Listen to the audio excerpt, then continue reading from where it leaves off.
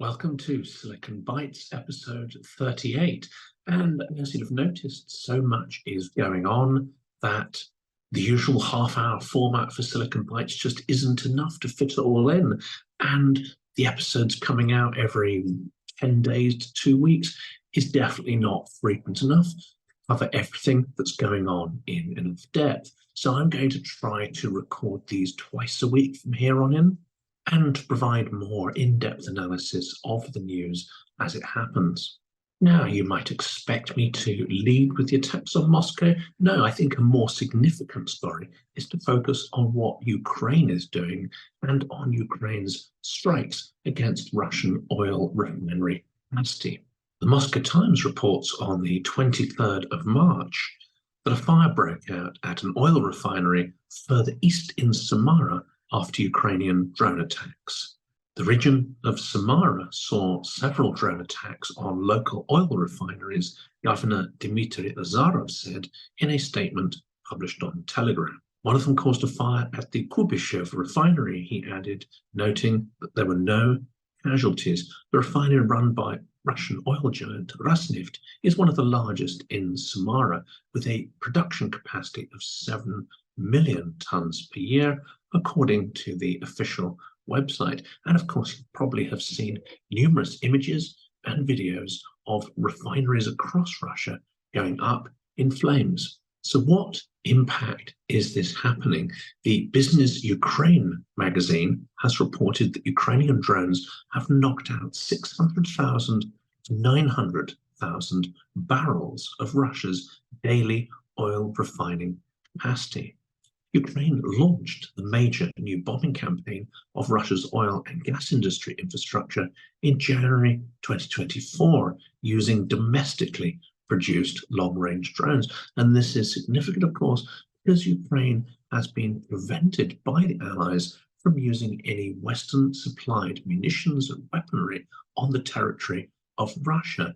These restrictions do not apply on the occupied territories of Ukraine, those territories of Ukraine that were recognized by international law as sovereign to Ukraine following independence in 1991. It can and has used weapons right across that territory. But within Russia, it needs to develop its own capacity to strike there.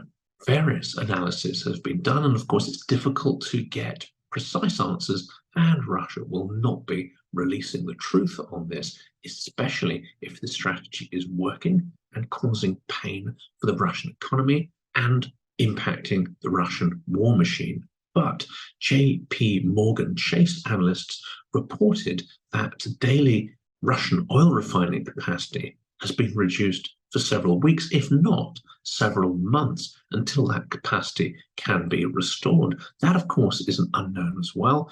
We don't know whether Russia can gain access to the Western components and equipment that would be required to fix many of these refineries. And this seems to be a strategy that's working. At least it's a strategy that seems to be causing concern and consternation in Russia, enough that it's reported they've been squealing to the Americans that it should stop, and in public making exaggerated terroristic threats, of course.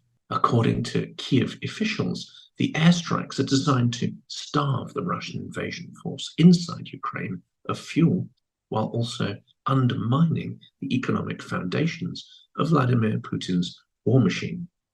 On March the 1st, Russia imposed a 6-month ban on gasoline exports in a move widely linked to Ukraine's drone attacks. Since the beginning of 2024, Ukraine has successfully targeted more than a dozen refineries, and that number seems to be going up on a daily basis, leading to production halts and damage to critical infrastructure. With the majority of Russia's air defense systems currently deployed in Ukraine, the Kremlin is struggling to defend against Ukraine's drone attacks. And to add more detail, Bloomberg reports that Russia's average daily oil refining rate fell to the lowest weekly level in 10 months after this flurry of Ukrainian drone attacks. Their estimate is that there has been a drop of 400,000 barrels a day, but of course the situation is changing on a daily basis. And one of the reasons why the Bloomberg estimate is perhaps a little lower is their conjecture that the actual reduction in total crude processing capacity is smaller because undamaged plants have been able to increase their throughput to ensure sufficient production of motor fuels. Now, this is an interesting article because it lists the capacity and location of all the refineries hit and has some incredible detail embedded within the article. And a story that is potentially linked to this is the surprise and what has been described as covert visit of Jake Sullivan to Ukraine, unannounced, quite sudden, and apparently he arrived in Kyiv with no new packages of aid, just promises and reassurances. Biden's man turned up in Kyiv and vowed more help that was coming on the way for Ukraine, despite the gridlock in the US political system. In the surprise visit to Kyiv, the National Security Advisor, Jake Sullivan, urged Ukraine to believe in the US and expressed confidence that Congress will vote for the $60 billion of supplemental aid.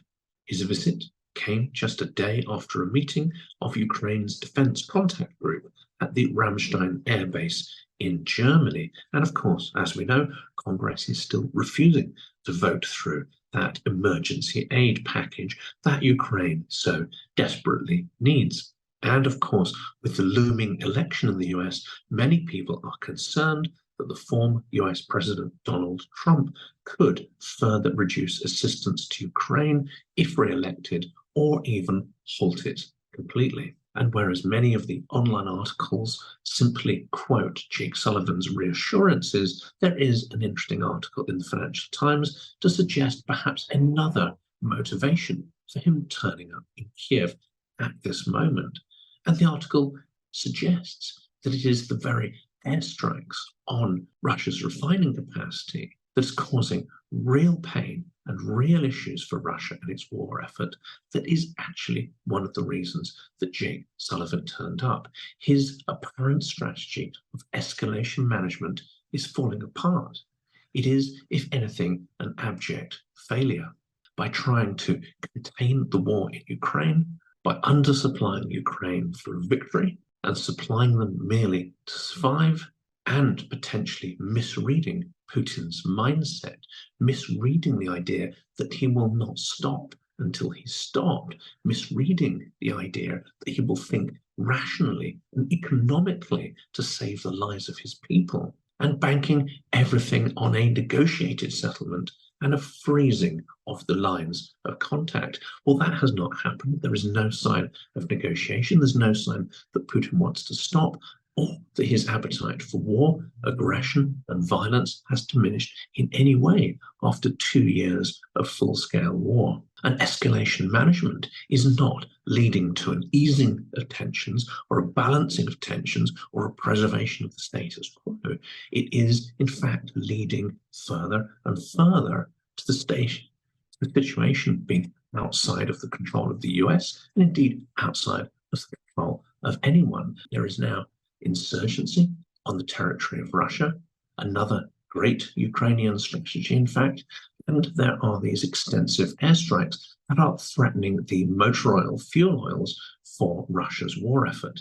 These strategies could well be working. These strategies could be a path to a Ukrainian victory. So the idea that Jake Sullivan might be trying to turn the screws and put pressure on Ukraine to stop these tactics is an idea that is frankly morally repugnant.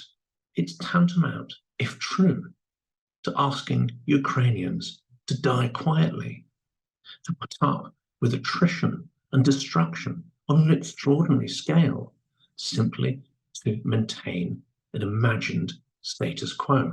And to an extent, I think the Ukrainian government has been informed to the US over these last couple of years. While munitions were being supplied, it was willing to observe some of these red lines that are hinted at and behind closed doors, potentially imposed by the US and Biden's security advisor.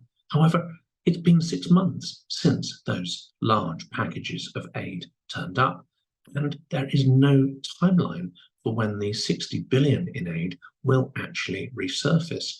In that time, Ukraine has steadfastly held the line against massive Russian assaults. It has survived a harsh winter without the energy problems it experienced last year. It has started to regain control of the skies and regain control of the Black Sea. But with no clear path to break through to victory, Ukraine needs to take measures to ensure its survival and to ensure that Russia is weakened and held at bay. It will not do that by quietly dying in trenches, sacrificing its bravest and best to a misguided US strategy of escalation management. Ukraine is now perhaps realizing that it needs to take its fate and its victory in its own hands, work with allies when that help is proffered, but not sit back and wait for aid that never comes, or be beholden to strategies that will not lead to victory. And of course, while Kyiv strikes military targets and goes out of its way not to hit any civilian objects, Russia does exactly the opposite. While the world's attention has been on Moscow and the horrific terrorist attack, and let's be clear, no civilians should be targeted by bombs, missiles, or guns, or any other such violence. There is no justification for the torture, killing, maiming of civilians under any circumstances in any country. But while the world's attention is focused on Moscow and the plight of the civilians there, Russia has continued to fire missiles and drones and guided bombs right across Ukraine, terrorizing and killing children. And unlike the terrorist act in Moscow, which has the power to shock, distressingly, the same terrorist acts by the Russian state against Ukraine are somehow normalized in the media, ignored by the media. The daily death toll, the daily trauma, the daily misery, the daily psychological pressure of being under bombardment that is experienced by teenagers, adults, and children alike, as well as animals, goes on day in, day out, and should never be normalized. Well, let's turn to some of those attacks against Ukraine before we cover the news in Moscow in more depth. Here are some of the key details on March 25th. Russia launched another massive missile attack on Kyiv, injuring at least 2 people.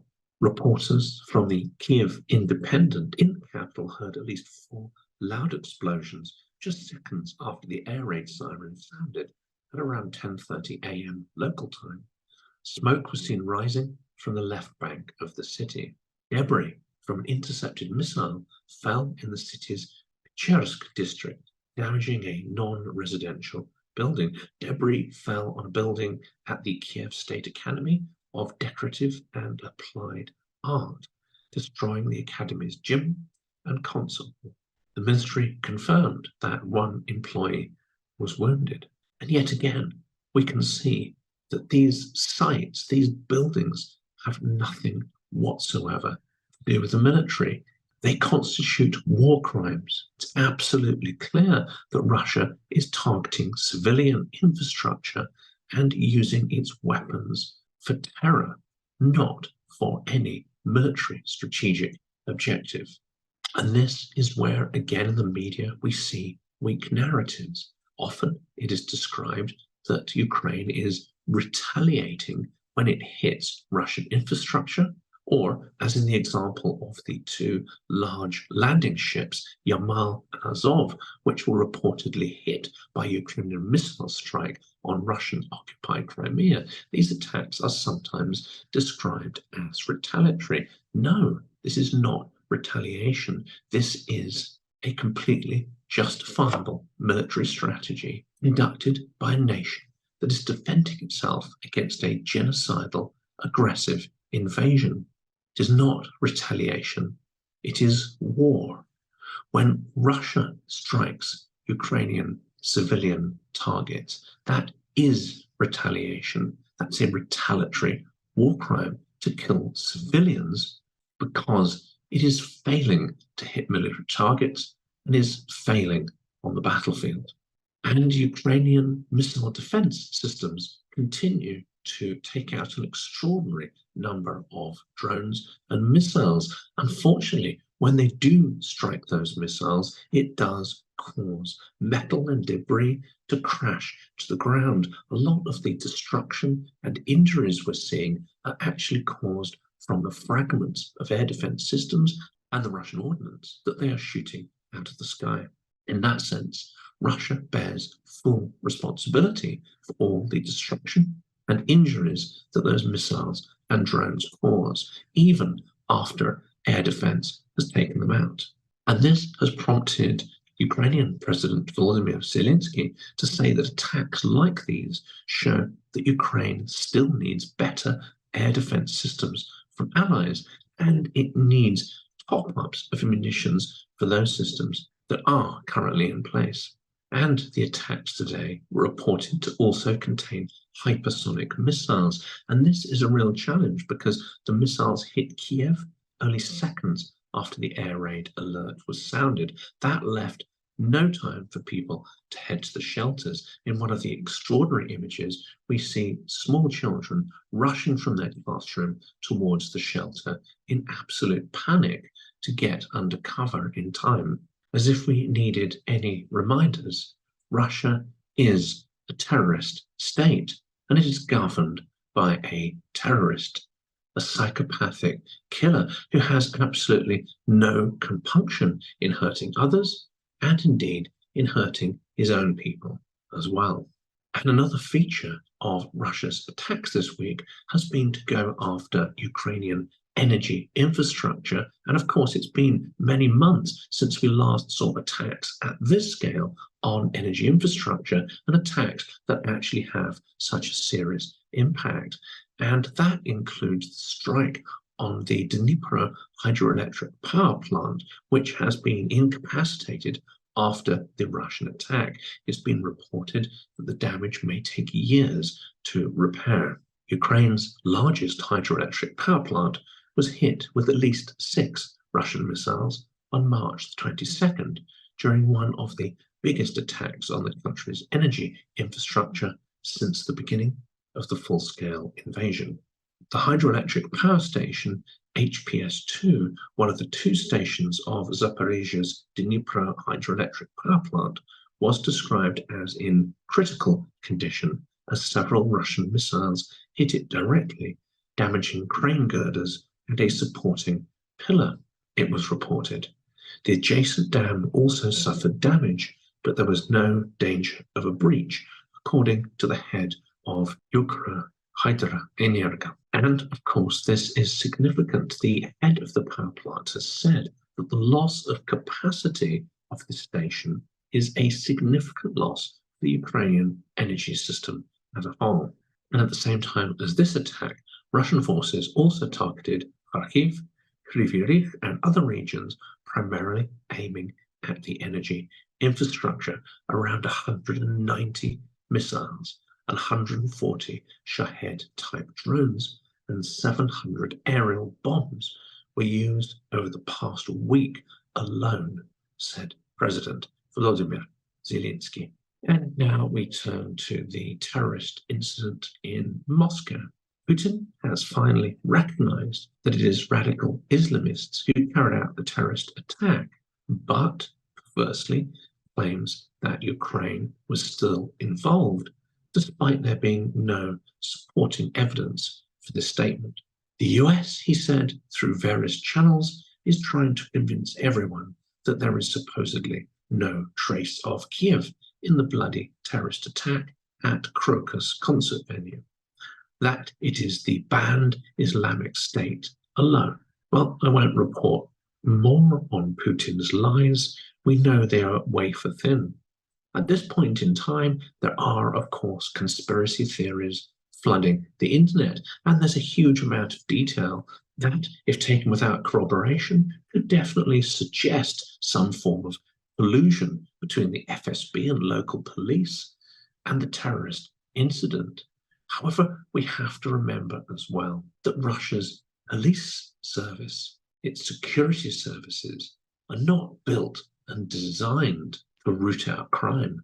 They're designed to oppress and terrorize their own people. People joining these services are not inspired by the same things that people joining Western police services are inspired by. Laziness, cowardice, and brutality will appeal to many people joining these services. So should we be surprised at the sheer incompetence of the security forces in failing to tackle this terrorist incident? Should we be surprised that they waited until the terrorists were out of the way to turn up? Should we be surprised that once they had apprehended what were thought to be the suspects, they beat them and tortured them and filmed it all? And should we be surprised that the security services delayed turning up to the venue to avoid harm or risk to themselves? This is the act of cowards, of course. This is the act of people who've gained their positions through nepotism and through an understanding that the main job description is to beat peaceful civilians and protesters, to root out dissidents and oppositionists, which are men and women who dare to protest against the regime. These are not qualities that make for an effective police force or an effective intelligence service.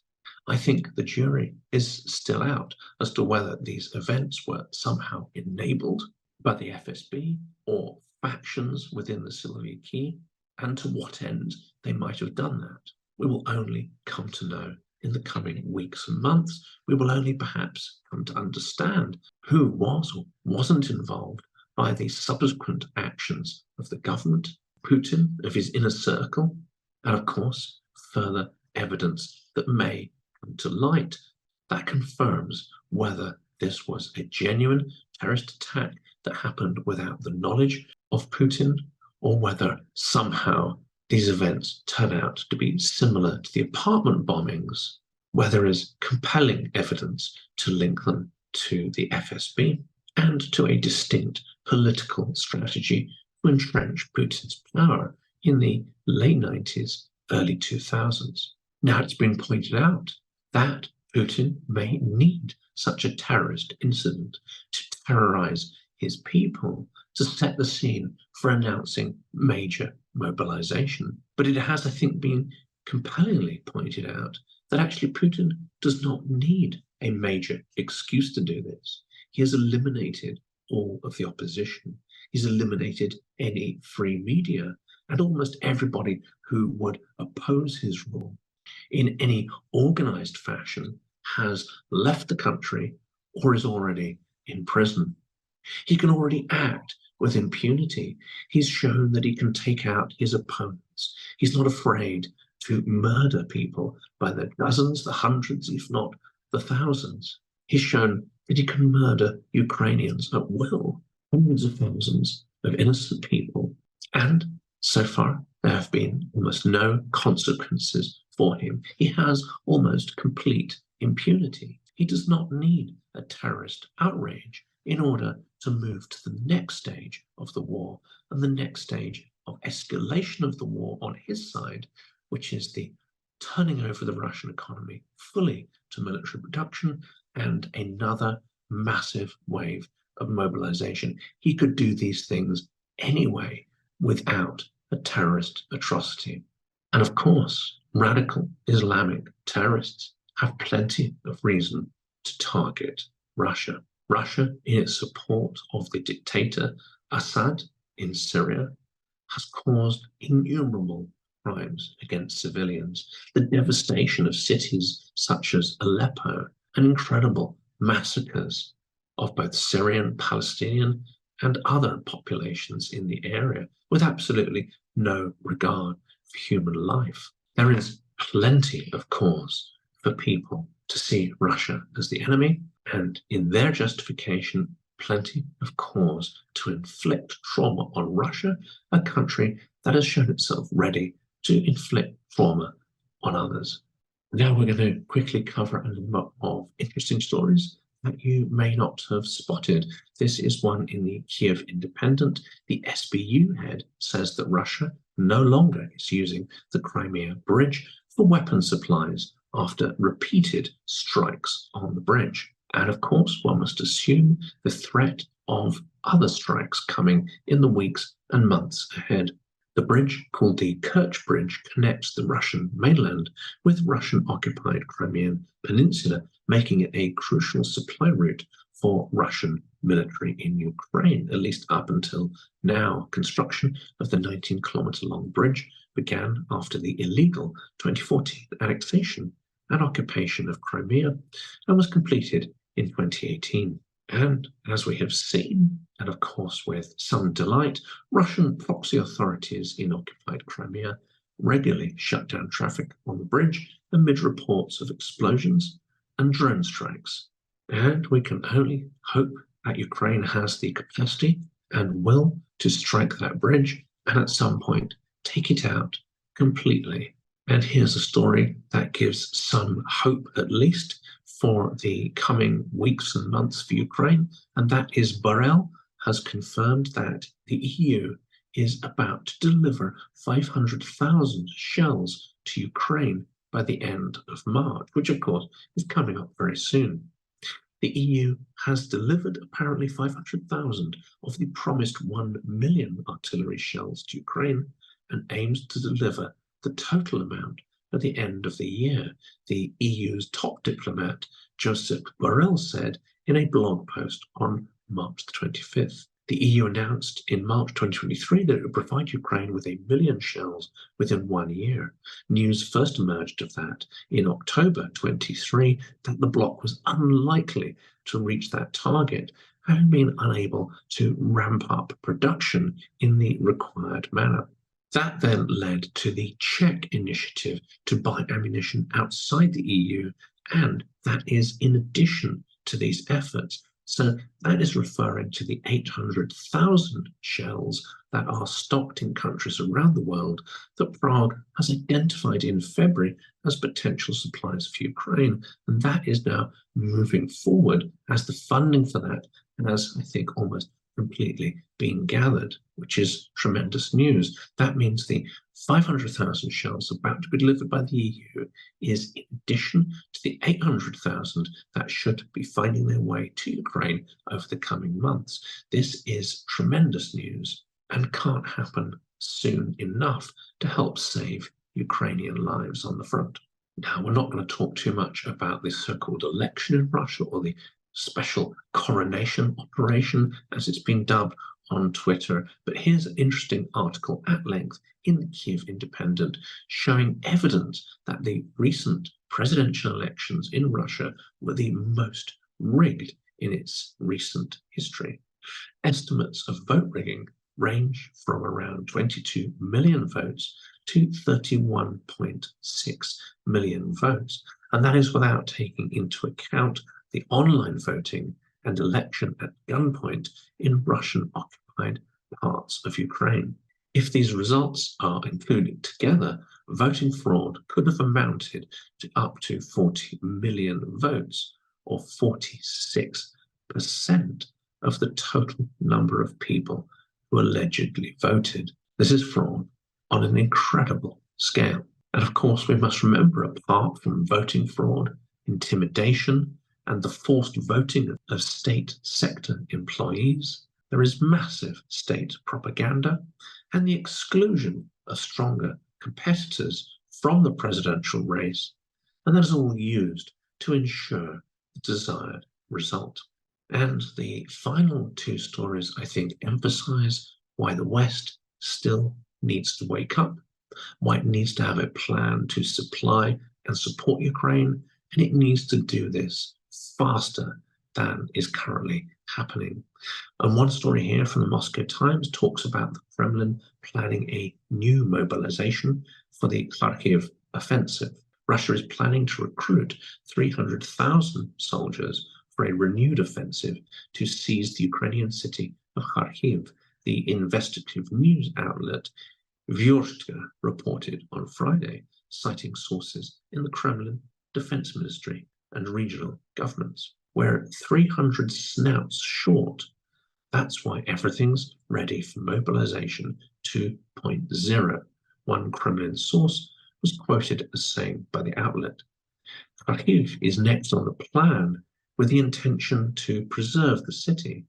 That's only possible in the case of encirclement, the source said, claiming that Moscow seeks to avoid turning Kharkiv into a second Mariupol.